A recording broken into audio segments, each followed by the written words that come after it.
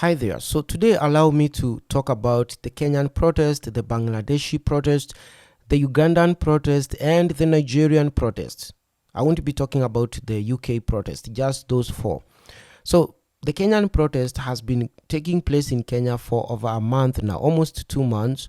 And it started when the parliament there was trying to increase taxes. So they had this finance bill they were trying to pass, and the finance bill was proposing to continue increasing taxes on very basic goods like bread, which is currently very unaffordable in Kenya. And they wanted to increase it again. They also wanted to increase fuel on vehicles. They wanted to increase very basic goods, things, and even tax other things like internet, which is still very expensive in Kenya. And on top of that, they were creating unnecessary offices for the wives and spouses of some politicians in government. So they were trying to create offices that are not even in the constitution of Kenya. So this money they were overtaxing was going to be used for the benefit of making the politician or the political class comfortable. They were also trying to double the salaries of members of parliament, which is still the highest on the continent. Yes, the Kenyan members of parliament earn the highest salary in Africa. You can go to the internet and check it. They earn the highest. The second closest to them is Congo. So these guys earn $15,000 every month, and that is the salaries. And then on top of that, they get bonuses, which could be the same number, the same. So in total, a Kenyan member of parliament is assured of getting close to $30,000 every single month. And their offices have budgets, which most of the time is unaccounted for. So they have so much money. And now they had proposed to increase that salary and the allowances. So that's why the Kenyan youths came out with anger to protest against the government. Firstly, they wanted the cabinet abolished. They wanted the whole government to resign, which the president did as a way of playing around with their mind. Because a week later, he rehired more than half of that cabinet, and most of the ministers that he put back into work are the ones that the youths didn't want to get hired because they were very corrupt. They are still corrupt. So that is the scenario in Kenya. The other thing is that Kenyan youths were protesting because there's so many of them with the university level and college level education. Others have the vocational training. They don't have a job. It's very hard finding a job in Kenya. And then the immigration department is not issuing the passports as fast as they should for these youths to try their luck in other countries. So they were protesting because of also those kind of things.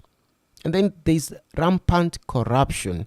For example, the youths in Kenya discovered that their airport was on the verge of being sold to an Indian corrupt billionaire, Mr. Adani himself, through his Adani company.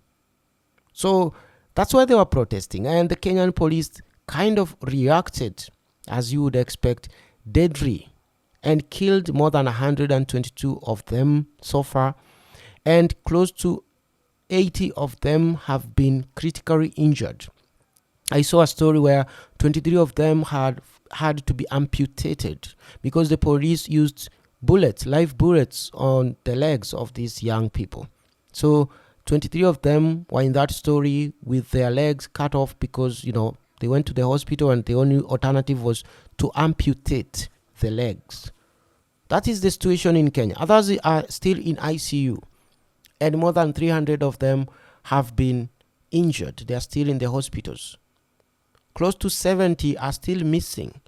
They were abducted by the police officers, and their families do not know where they are, meaning maybe they were abducted and tortured and thrown some far places.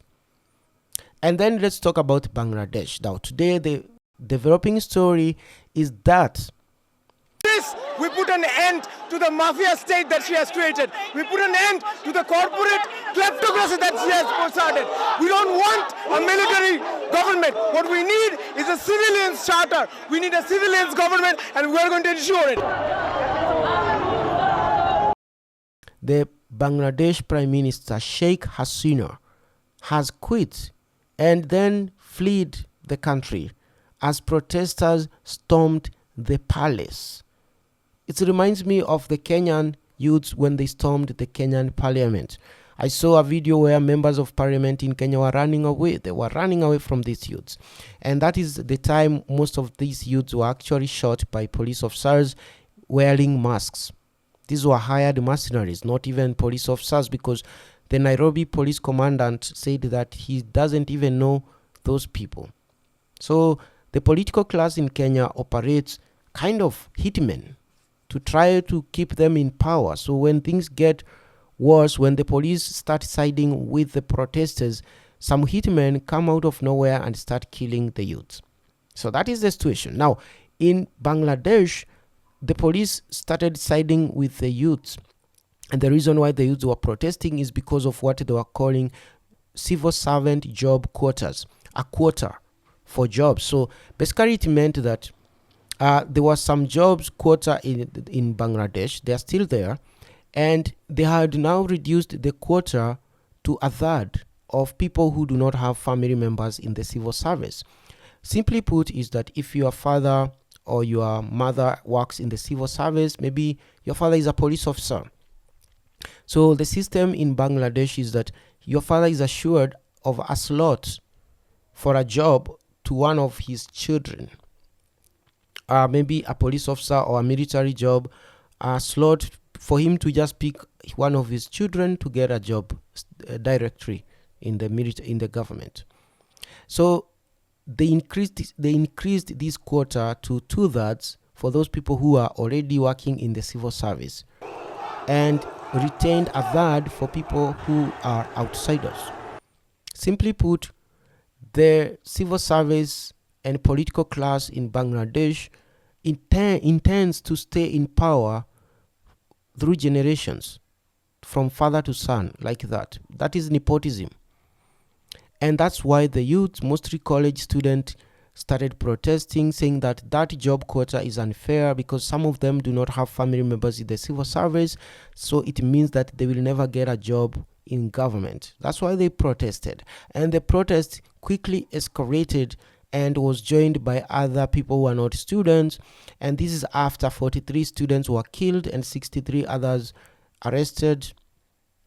And then the police officers later on kind of started siding with these protesters because the issues they are fighting for also affect them. The military came, tried to stop them, but as of now, they've kicked out the prime minister. So that's what you have to understand. Now, let's quickly go to Uganda. The same time Kenya had protests, the following week we saw in Ugandans trying to protest. That protest was short-lived. It was quickly stopped, and the protesters, who are very peaceful by the way, were arrested. The women are reporting that they were tortured and a lot of things done to them inside police stations. And then the men, some of them were doctors, they were even in the doctor's uniform, were abducted, because that's what happened, by the police and military, taken to military jails and military barracks, where some of them are still missing, and so on. That's Uganda for you. Now let's quickly go to Nigeria.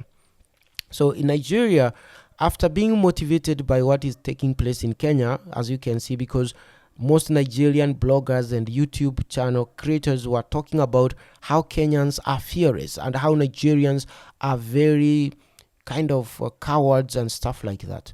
So this kind of triggered something in the Nigerian youths, and they started protesting, and the protest was called hunger protest, and it was about the high cost of living in Nigeria. And initially the police came and cracked on these protesters.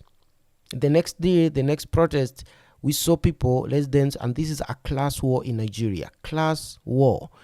Residents of Lagos also coming out to try to stop these protesters. They were saying that these protesters are not even from Lagos, which we know that is not the case. But then as time went on, the protest kept getting bigger. The third protest saw protests all across Nigeria, in almost every major town and city in Nigeria. And that's when they got serious and they protested. And it reached a point where the police in Nigeria is somehow siding with them, because the issues they are fighting for also affects these police officers and their families. And then the Nigerian president came forward and tried to address them, promising that he's going to improve the high cost of living. But the protesters do not want to hear that. They know he's lying. He's a former convicted drug dealer, and he got to power through, vote rigging. So there's no way they are going to believe him. And that is the situation. Now, I don't want to make this video longer than it should, but it's just a recap. And I want us to discuss in the comment section below, and I'm going to read all your comments there, whether you think that the global south, these countries that are not rich, the developing countries like Pakistan, Sri Lanka, Bangladesh, Kenya, Ethiopia, Nigeria, all these global south countries, do you think that more protests are going to be witnessed in these countries because they have similar problems? They have an exploding population, and they have a burgeoning youth group that is coming up and finding no jobs. And the high cost of living is almost everywhere in these countries. Do you think, now that is the question, do you think that we are going to witness more protests in these countries? Do you think that in Zimbabwe we could see a massive protest? Do you think that very soon we are going to see a huge protest in Congo, maybe? And do you think there's going to be a protest in Tanzania anytime soon? And do you think there could be a protest, an issue-based protest in Ethiopia? So in the comment section below, please let's discuss this.